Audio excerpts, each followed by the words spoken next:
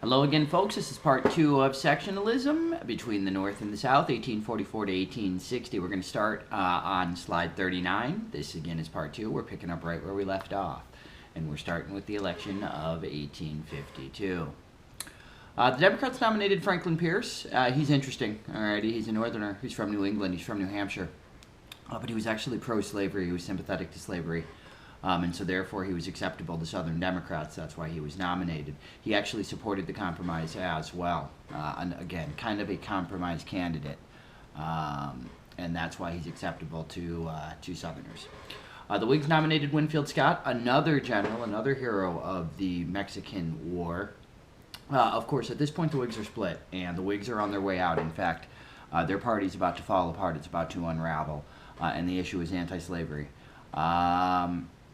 Scott, has issues with the fugitive slave law. Southerners obviously supported the fugitive slave law. They didn't believe that Scott would be willing to enforce it. So ultimately they would not support him. So Southern Whigs would not support him. The party is split. The Democrats are not split. They're united behind Pierce. Therefore, it's a landslide. As we go to slide 40, you can see Scott dominates in this landslide election. That's the effect of having kind of a united party again. Alrighty.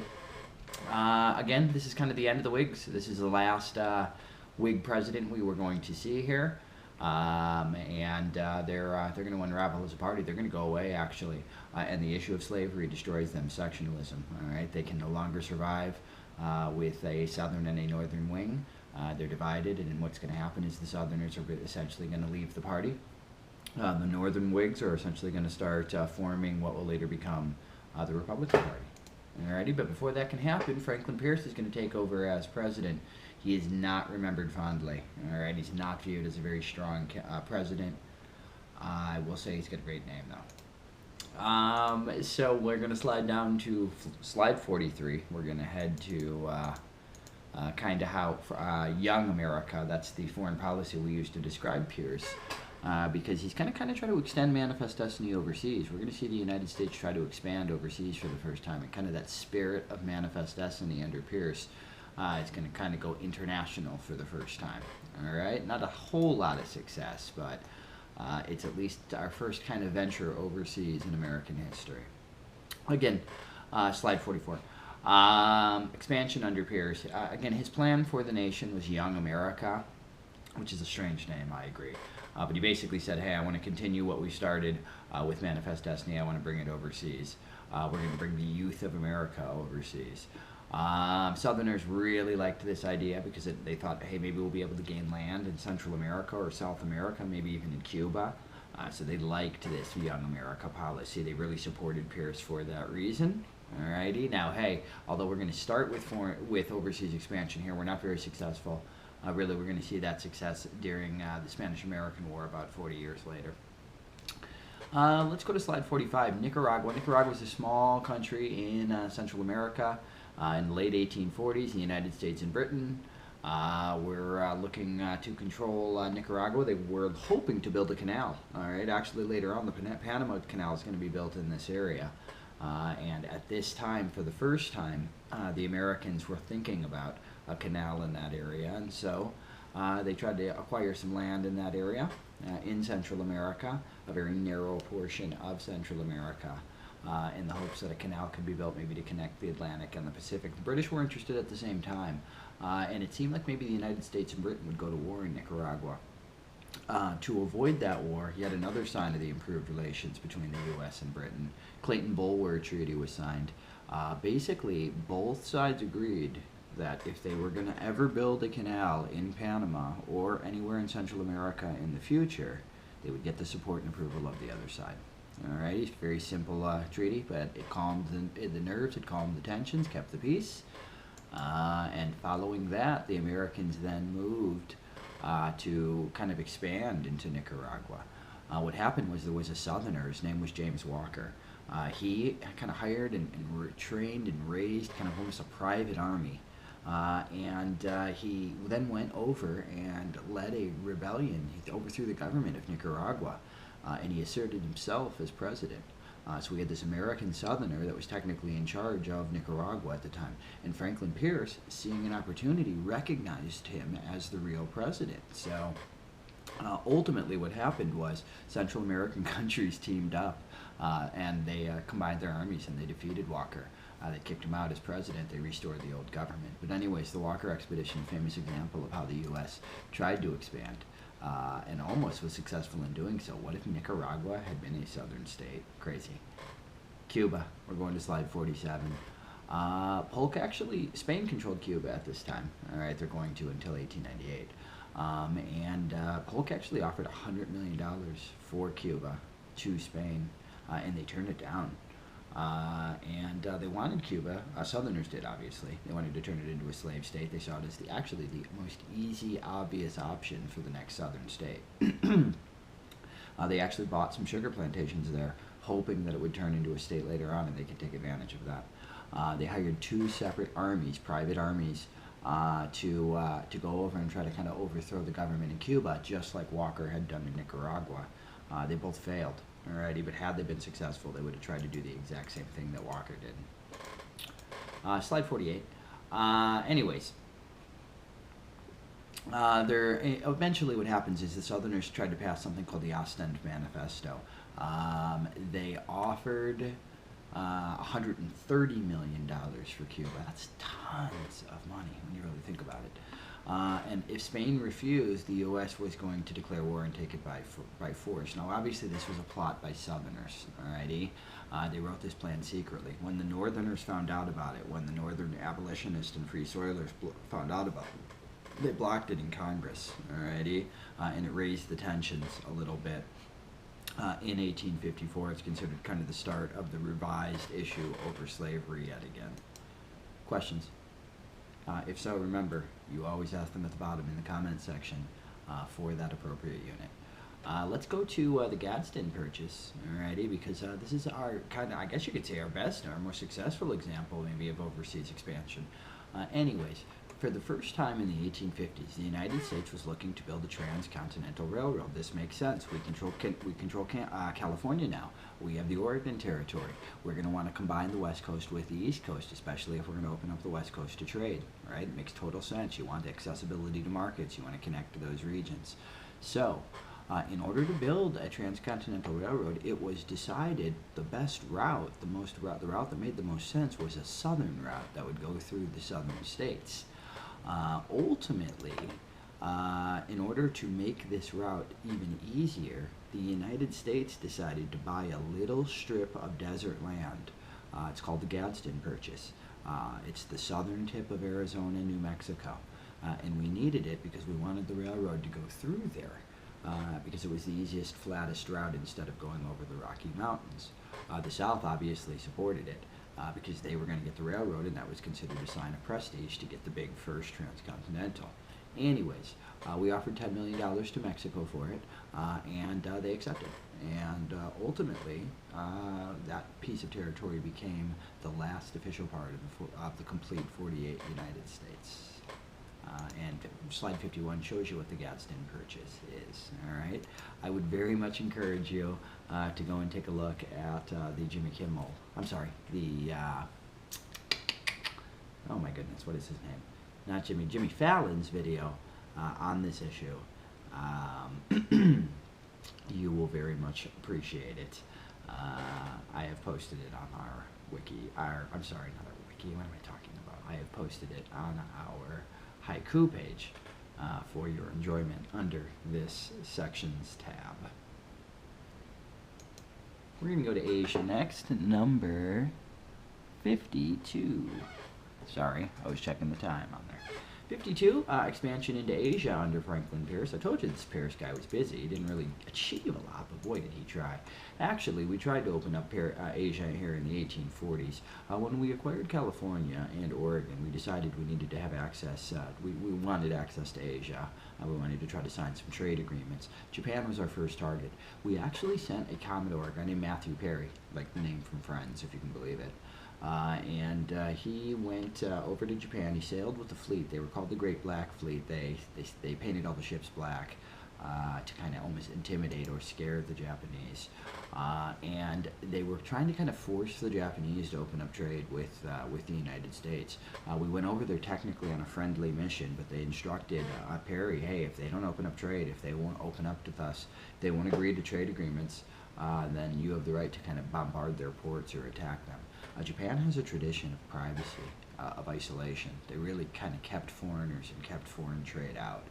So the U.S. is going to crack that. They're going to break that with this fleet, literally almost at force, at gunpoint. They kind of said, hey, Japan, guess what? You're going to open yourself up to American trade.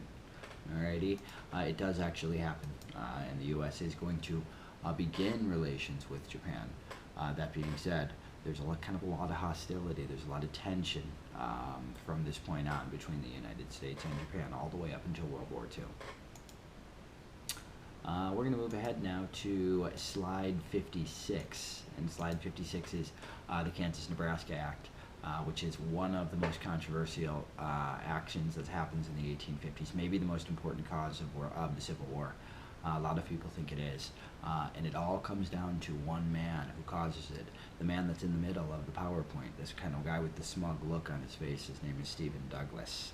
He is the new Speaker of the House. He's the guy that took over for Clay after Clay died, and he has aspirations to be president, and so he decides to get this KansasNebraska Act passed, and ultimately it's a huge factor that leads to the Civil War.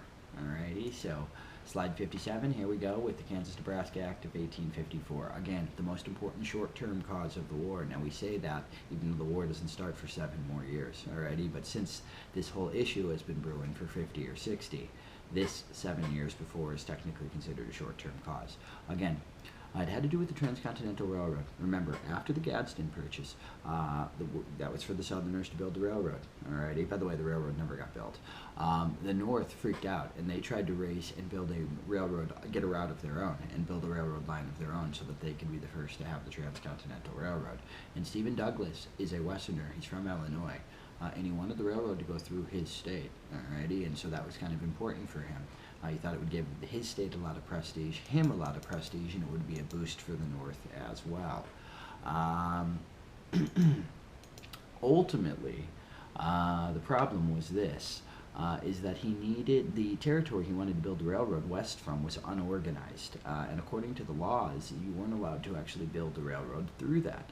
And so he decided, hey, let's organize these territories into states.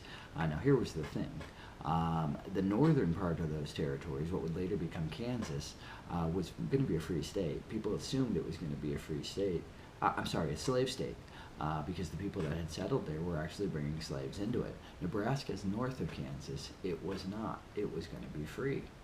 Ultimately, what Douglas decided was he would leave it up to popular sovereignty in those areas. But remember, in order to do that, in order to leave it up to the people, in order to possibly open it up to slavery, he was going to have to repeal the Missouri Compromise. Remember, Northerners and abolitionists loved, they revered the Missouri Compromise because it guaranteed slavery would never be north of 3630 again. Alrighty, and here's this Northerner, Douglas, who has aspirations of his own, maybe to be president for his own state, and he goes to Southerners. He's the most powerful man in Congress, and he says, hey, let's repeal the Missouri Compromise, and instead let's open up those areas to become states so that we can build this railroad. Southerners were more than willing to support it. It gave them the possibility they might get slave states north of 3630. They would never have had that option before. They pushed for Pierce to support it. He did. The bill passed in 1854. Northerners were stunned. They were shocked by it. They had considered compromise untouchable, the Compromise of 1820, or the Missouri Compromise, I should say, untouchable. Afterwards, many Northerners protested. Many refused to honor the fugitive slave law anymore. Their attitude was, you've betrayed us. If that's the case, if you're not going to honor promises like the Missouri Compromise, we're not going to honor fugitive slave law. The anti-slavery movement grew immediately after this. The North really was unwilling to compromise anymore. It was a direct cause of the wars that came. It killed the Missouri Compromise. It really wrecked the Compromise of 1850 as well. Ultimately, Douglas miscalculated how badly the law was going to be, how badly it would impact him, how badly the reaction would be in the North as well. Let's go to slide 60. Alrighty, and you can kind of see what he did here. This is a map of the United States following Kansas, Nebraska. So again, what he's done here is he's taken this unorganized territory, he's created a Kansas territory and a Nebraska territory. Now he's going to leave them open to popular sovereignty. The problem, of course, is they're both north of 3630, the green line here on the map, which means they have the possibility to become slave. That's why Northerners freaked out on him. Now he wanted to, because remember, he's from Illinois. He wants the railroad to start there and head west, and obviously the best way to do that is to put it through the Kansas and Nebraska territories.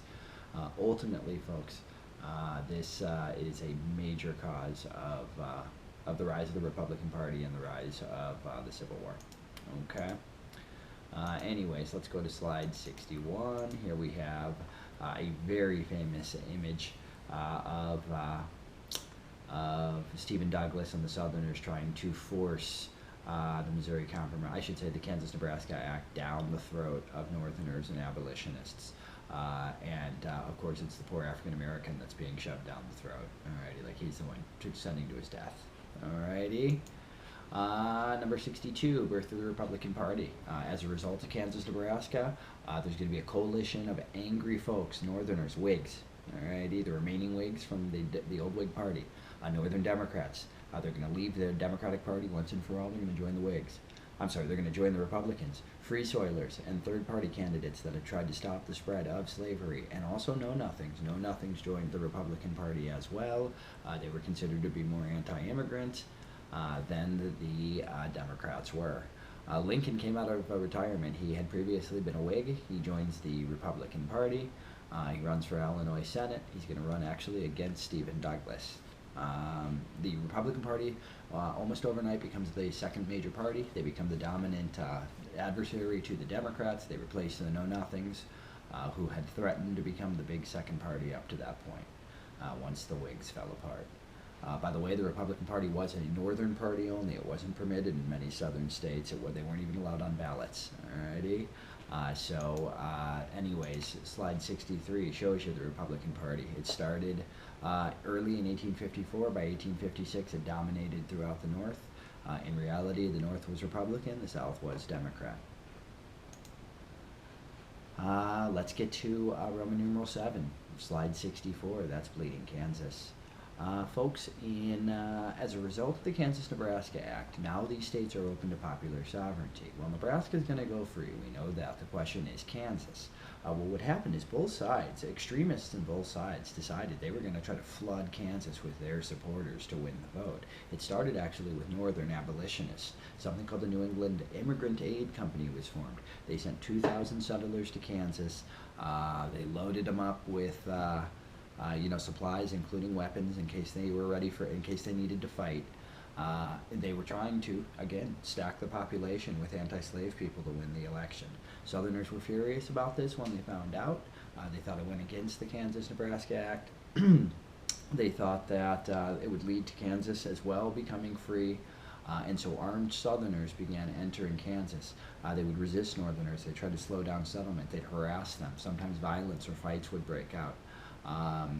Now the irony of all of this is Kansas had very few slaves, a couple only, alrighty, but it became kind of this symbolic battleground, almost this mini civil war before the actual Civil War broke out, alrighty.